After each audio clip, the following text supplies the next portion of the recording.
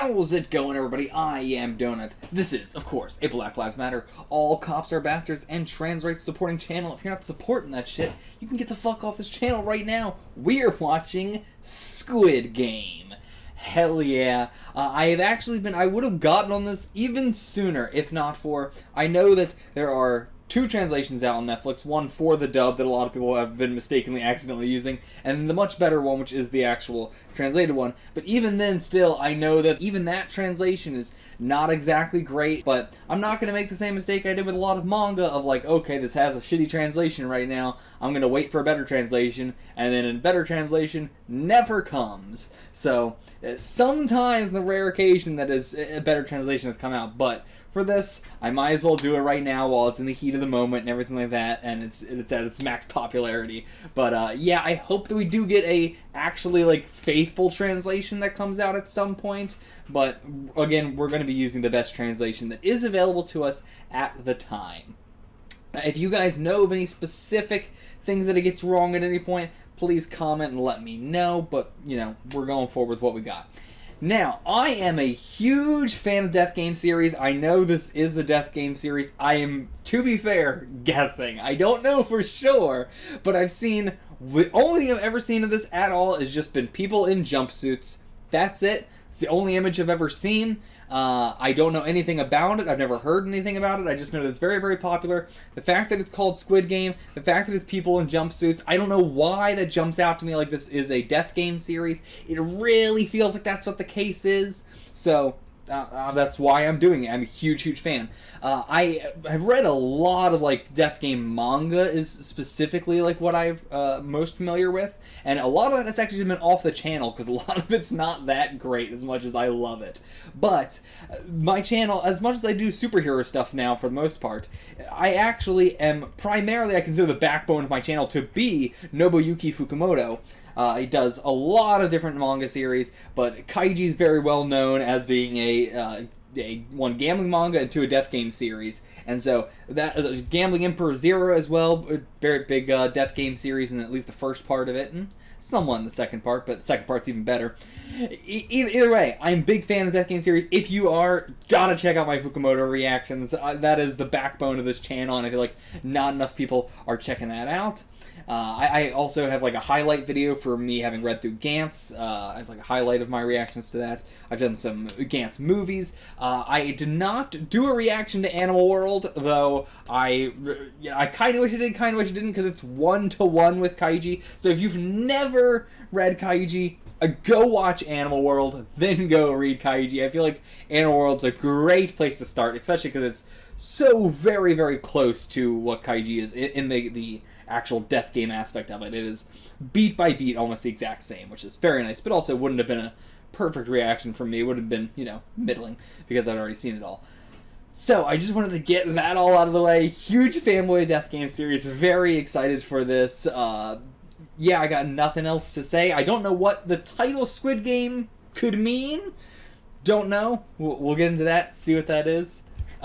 Yeah, I got nothing. Oh, actually, yes. Go check out my fiance, Thermite Kitty. He's got his own channel. He as well does some Death Game series. Death Tube, High Rise Invasion. Go check those out, absolutely. If you want to see the full-length reaction to this episode, check it out in the Patreon below for $4 a month. If you want to get multiple episodes ahead, you can also get that on the Patreon. Just wanted to pop in here to say, because I forgot to say it, that the full-length reactions are picture-in-picture, meaning that the video is embedded into the reaction. Meaning it's just like here on YouTube, where, you know, the video is in the reaction. For the full length, so you don't need to sync up anything, you don't need to sync it up with a streaming service, and you shouldn't really be using a streaming service anyway. Torrent your shit, do not use streaming services, for the love of God, please be a responsible human being and torrent your shit. But, anyway, you can get the full length, it's all synced up. Go check that out on the Patreon below. This episode is Red Light, Green Light. Is that correct? Yes, Red Light, Green Light. Classic children's game. Classic game for Death Game series. I have, I think I've already seen this in something else. Yeah, As the Gods Will. I've seen something very similar to Red Light, Green Light. It was more Japanese cultural game. I don't quite remember exactly what it was. So I actually have already seen something like this, another Death Game. I will say, that series, not that good at all, so I'm way more excited for this. I don't know if this is going to be people in debt who are doing this. I don't know if this is going to be people who have like signed up for a game that they didn't know what it was, or what are some other possibilities. Those are you really your two main two. Could just be like, this didn't seem like it was like a school setting. School settings tend to be like the, oh no, you're trapped in a school for some reason and you have to do this thing. Doesn't seem like it's going to be that sort of thing. So I'm banking on it being debtors. That's the classic you go with. I'm just trying to get all my predictions right out the gate. All right, let's just jump into it. We gotta jump into it. I gotta watch this already. All right, here we go.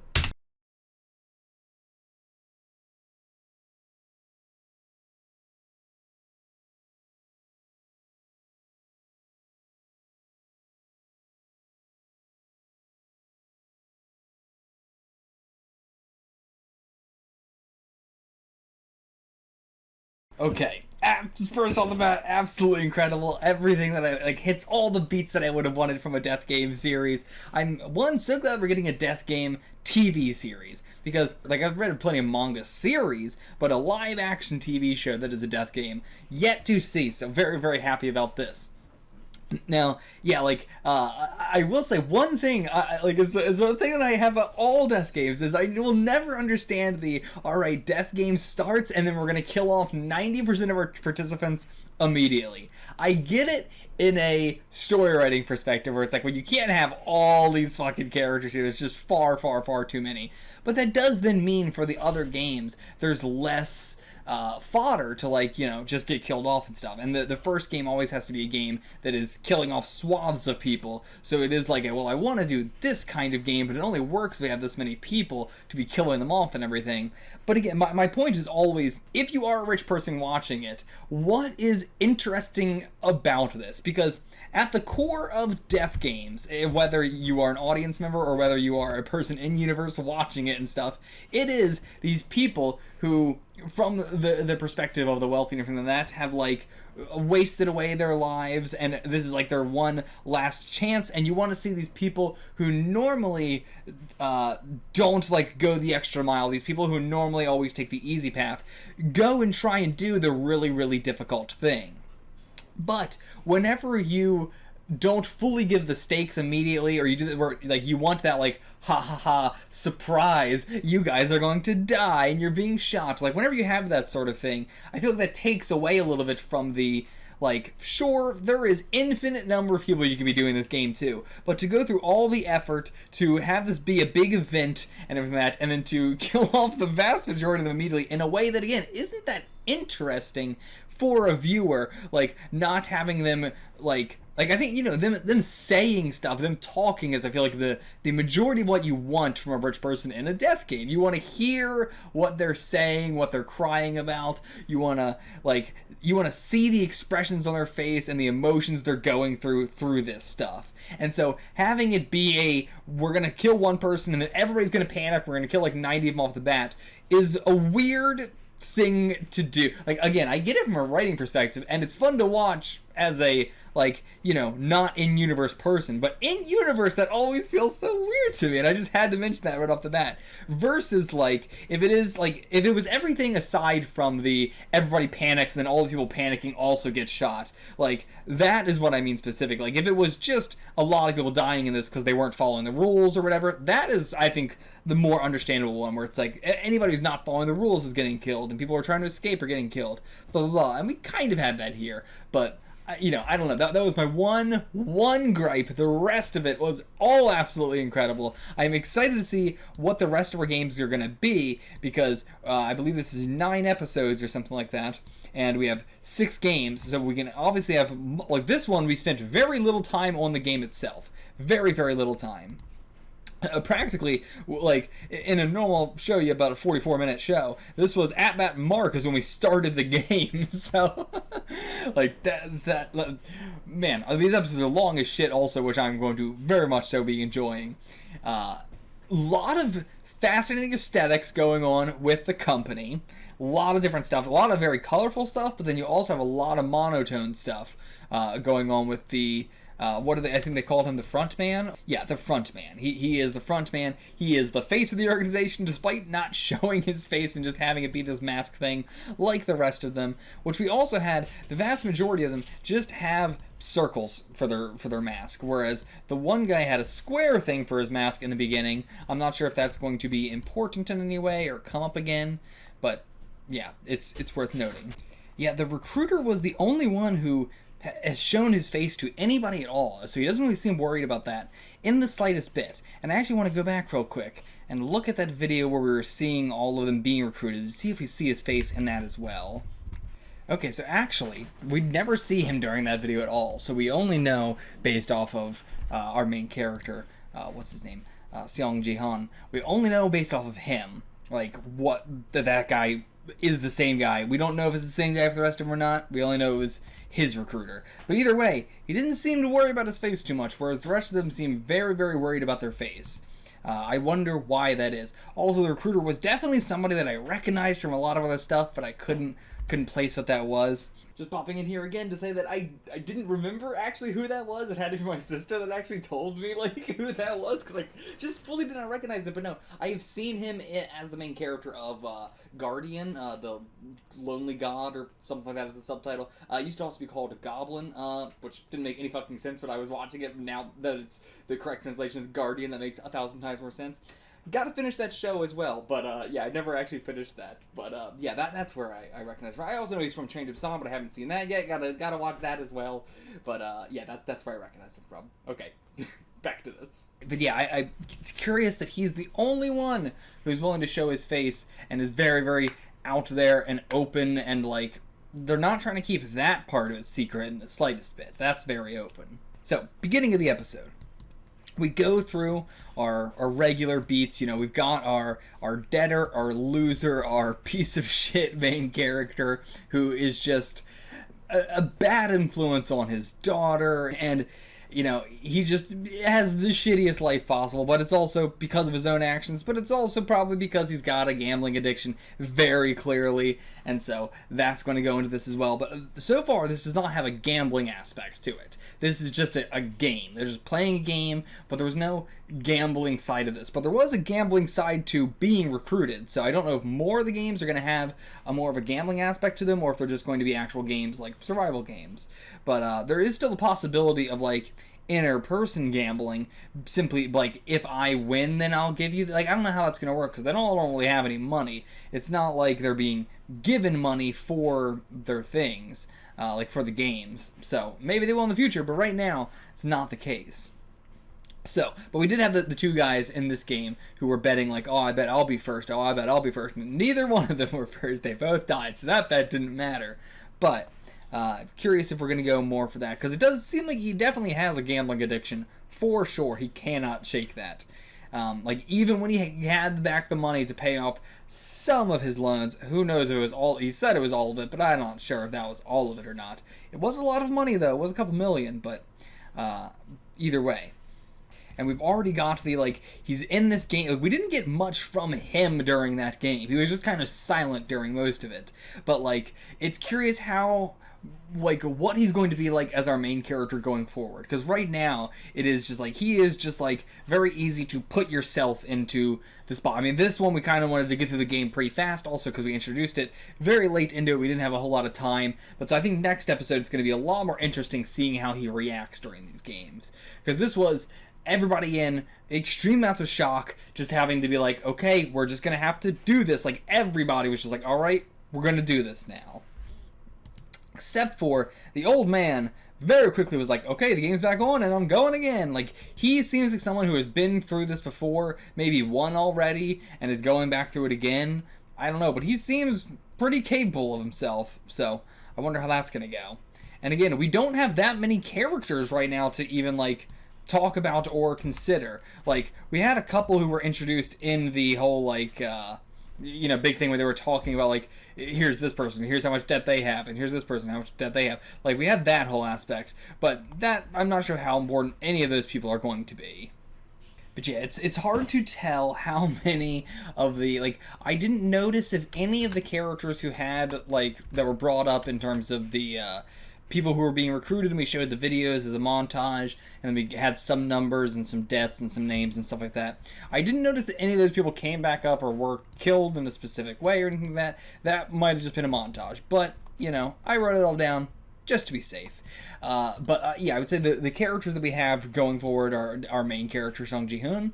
And then we also have 218, Cho Sang-woo, who was the, you know, assumingly like childhood friend, or at least like high school friend or something like that, who seems to be like he's the only one who have a reason for like why he's in here fully, other than our main character, that he was like, you know, siphoning money from the clients, and then he invested that all, and then he lost it all. But it seems that there's even something more going on with him, like just from his facial expressions, from the way that he is like reacting to Ji-hoon being here. Something's going on there, right? Something else has got to be going on, but who knows? We also have number 1, the old man. We have 101, which is the tattoo guy who has something going on with the pickpocket girl, number 67. Something's going on there. We have a little bit of clues, but not enough for me to really make a guess off of, or for more than a broad sense of what's going on. Then we had 199, who was the guy who saved Ji-hoon in the end there, by holding on to him. But so those 4 seem to be our like side cast right now. You know, as always, I thought that the blonde-haired guy and the other guy who was very fussing with his hair, I thought they were going to stick around. Nope, they were just our 2 like, you know, first ones to die in this game. But yeah, like there wasn't a whole lot of guessing I could do. Like, who do I think is going to come in first? Who do I think is going to die first? We don't actually know who came in first in this one, I believe. I don't think we got any shot of like who came in first. So that's going to be interesting to find out. It wasn't any of the 4 people that we know of. So we know that none of them came in. Or I guess 5 I should include. I'm saying like the other 4, but that's because we don't have like names for them yet. I don't believe we could have gotten names for them, but I don't think so. But yeah, so our main 2 that we are keeping track of is Ji-hoon and Sang-woo, but we don't know about the other 4. Like, but that's why I was grouping them. Anyway, none of them, not even Cho Sang-woo, was able to like get first place, so we don't know who got first place there. That's still, we'll get that next episode.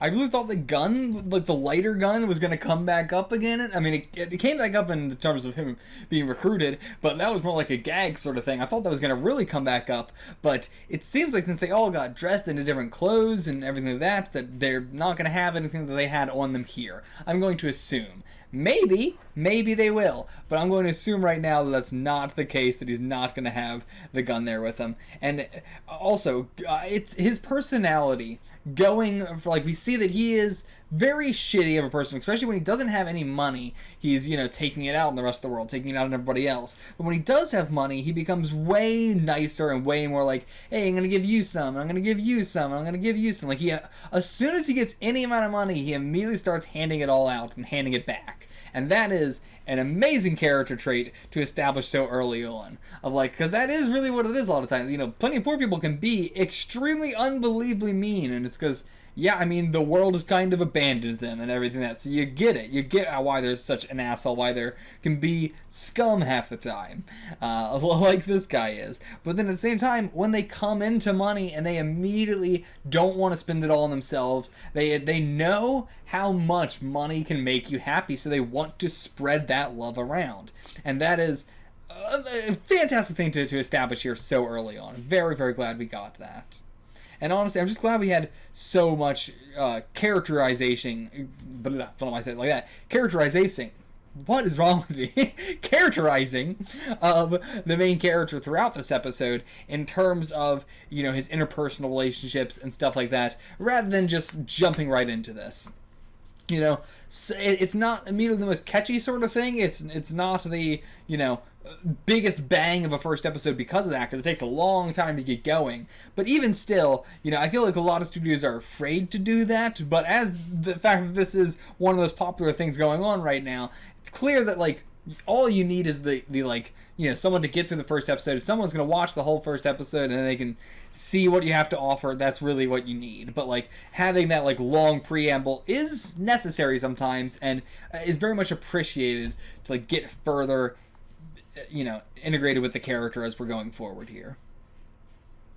Though, as I said, I feel like we're going to get even more of that in episode 2, because this episode was a lot of establishing him as a person and not establishing him as, like, how he's going to act in death games. And I think that's what we're going to mainly get in the next episode. What was with the whole labyrinth they walked through? Was that a mind game thing? Was it... I don't know what it was. Like, what else could it be besides a mind game sort of thing? They wanted to fuck with them in some way. Yeah, I don't know. I think, again, that taking the pictures of them smiling is how you can see their opposite expressions when they're in turmoil and the worst case scenarios. The fact that everything is so colorful and bright, like whether it's bright like outside or colorful inside, and then we cut to the dark yellow and golds and browns of our front man and his whole area there. He's got the very mechanical, tiny band playing for him, which is fascinating. Like, you could easily do it, like, he's just got a band playing for him there because he's that rich, or, you know, he's got, like, singers or whatever. But no, he's got a very specific thing going on, which is interesting. They have a lot of money to afford a lot of huge mechanics type stuff, which is definitely what I love from this kind of stuff in particular. Like I'm used to like Kaiji and Fukumoto stuff where it's very, very toned down, very like we're gonna do this in an extremely realistic way, versus I am a huge fan of the like we're going way over the top with the mechanics of how this works and having a giant robot that moves around and speaks and has a like a thing in its eyes to track who's moving, and then it tells the snipers and the snipers shoot whoever's not moving. It's so crazy that like I really appreciate that. I mean, Animal World as well like really heightened that that first gamble of Kaiji, like really heightened in the visuals and the mechanics of it and how that worked as well. But yeah, so I think it's such a like I've seen so much stuff with this aesthetic, but even then this aesthetic's going even higher with that without having it be too ridiculous, like having it be pretty viable that this could be a thing that exists and does happen. Again, the aesthetic though, I can't get over the aesthetic. It's very much so trying to go for like a PlayStation game, like very specifically a PlayStation game, and I'm not just talking about the square and the circle and the triangle. That's an aspect of it too, but I think more specific as well, the colors are very, very PlayStation. Moving a little bit into like Switch as well, like a lot of Nintendo Switch games have this sort of aesthetic as well, but when I think of these colors and this weird plasticky aesthetic of the gizmos and gadgets that come along with a console, I think of PlayStation. I think of this versus like, you know, Nintendo. I still don't think it's I don't think it's this this saturated in its colors. They usually go for a little bit more like bright neonish kind of, maybe not neon, but I hope you know what I'm talking about. Like this is very, very saturated, very, very pasteled down, but also again very plasticky, very, very plasticky, which is what I think of when I think of PlayStation. But yeah, I don't know why I'm getting that vibe specifically. It could also just be that the circles and the triangles and the squares remind me a lot of PlayStation as well, but that is the vibe I'm getting.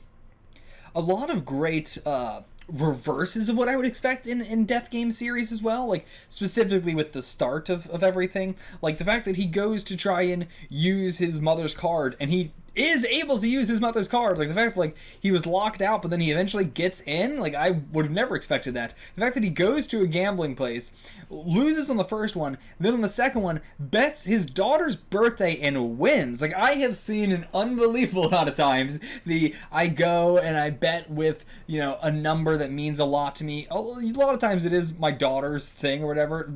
You know, having a debtor character that has a daughter is also very, very popular, very classic. But yeah, I've seen that specific thing of I'm going to use my daughter's birthday numbers on betting for horses or betting for dogs or whatever, and every time, of course, it goes wrong, because like it's like it doesn't matter if like they always build it up as my heart's in it now. I did it because it was a number that was special to me, whereas before it was just a random number, and I was trying to game the system. But like once I had trust in a number, it actually is gonna work. But then it never ends up working because it's like no, that's just not the way the gambling works. You know, just because you use your daughter's numbers does not mean that you're gonna win in gambling.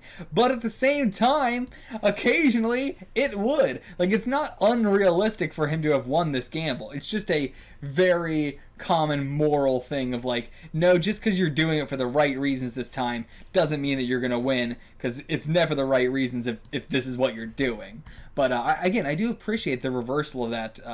Like, a lot of stuff didn't go as bad for him as I'm used to. Like, his life is not awful. It's pretty, I don't know, it's pretty usual for like a single dad who does not have his life together sort of thing. It's something where it's like, yeah, I feel pretty bad for him, but I don't feel as bad for him as they could make me feel bad for him. And so it lets him be more, less sympathetic, you know, more like you can be like, yeah, you know what, you should go do this game. Like, it's less of a, you're really being like, no, you shouldn't be doing this, you shouldn't be ruining your life. It's like, you're kind of already this guy, you know what I mean? I don't know how to talk about that, but it's very, very particular, and I appreciate that. But yeah, right, also, we had the whole, like, Squid Game introduction thing at the beginning, which has not come back up yet, but I assume that will be our, like, final game will be Squid Game, and that will consist of multiple episodes and everything.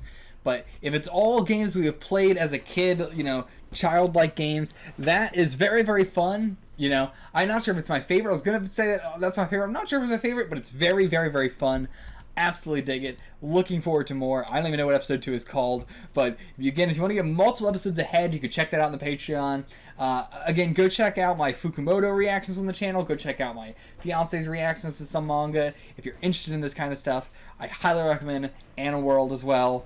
Go check out some more Death Game shit. It's an excellent genre that people sleep on. Also, actually, how did I forget? I am doing Yu-Gi-Oh! Reactions on the Patreon. Go check out on the Patreon. They can't be hosted up on YouTube for various reasons, but they are behind a paywall on Patreon. It's the only way I am able to do them. Reading Yu-Gi-Oh! For the first time, so go read that. Very relevant to this as well. But got a lot to plug. So, I will see you guys for the next one. Until then, I hope you guys have a good time. Get the fuck out of here.